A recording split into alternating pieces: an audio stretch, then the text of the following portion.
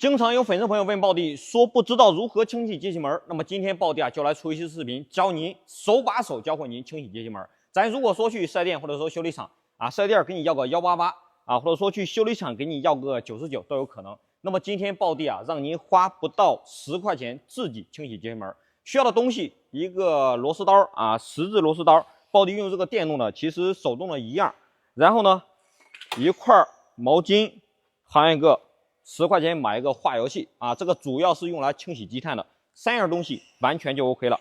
那么接下来咱打开引擎盖以后，大家来看一下如何去找咱的节气门。很简单，发动机都会出来一根比较粗的管子，那么这个管子它就是咱的进风口，它经过这一块有个空气滤芯，过滤过空气以后，由节气门去控制喷油量。那如何清洗呢？先把这个盖子给拆下来上面螺丝刀有点多，所以说暴弟用个电动的螺丝刀。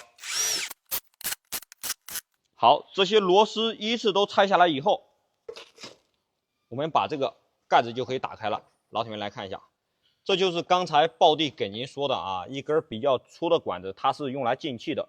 经过这个空气滤芯过滤以后，它就会通过这儿控制咱的节气门。大家来看一下，节气门里边积碳特别多，对不对？那如果说这个节气门你经常不清洗的话，这些积碳它会影响咱这个节气门的开合度，进而造成你的提速没劲儿，或者说费油都有可能。好，接下来咱把这个节气门给它拆下来一样需要用到这个电动的螺丝刀。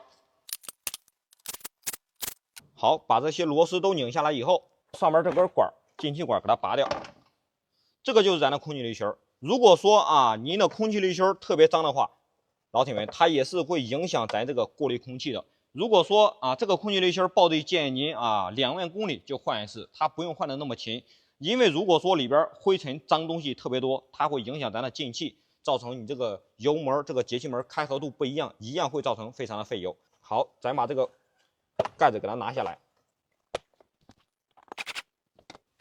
好，老铁们来看一下，此时咱这个节气门就可以拆下来了。你看上面这么多积碳和脏东西，那么咱拿出来这个化油器，直接对着里边喷，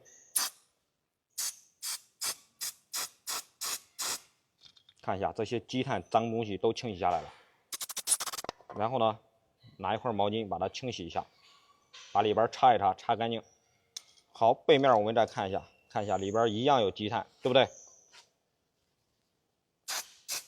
看一下，这些黑色的全部都是积碳。您看这些东西，如果说时间长了，日积月累，非常容易影响你这个翻板它的开合度。一旦影响以后，会让咱的车提速无力、加速无力，甚至费油。看一下里边这些黑色的积碳，看一下清洗过以后是不是非常的亮？两边一样的操作方法。好，老铁们来看一下，是不是非常的干净？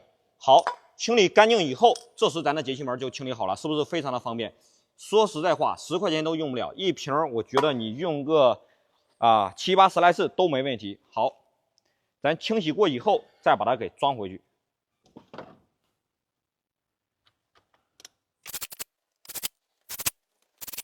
装回去以后，再把这个线传感器给插好。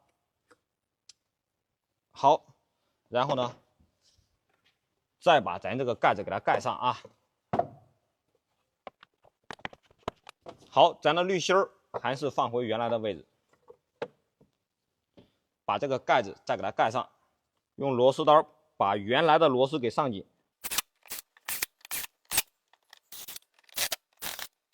好，老铁们，咱这个节气门就算清理完成了，是不是省去了不说省多少钱，最起码省了50块钱，不过分吧，对不对？咱自己在家就可以动手清洗节气门。如果说朋友们觉得对你有所帮助，记得帮暴弟点个赞，让我们一起传递正能量。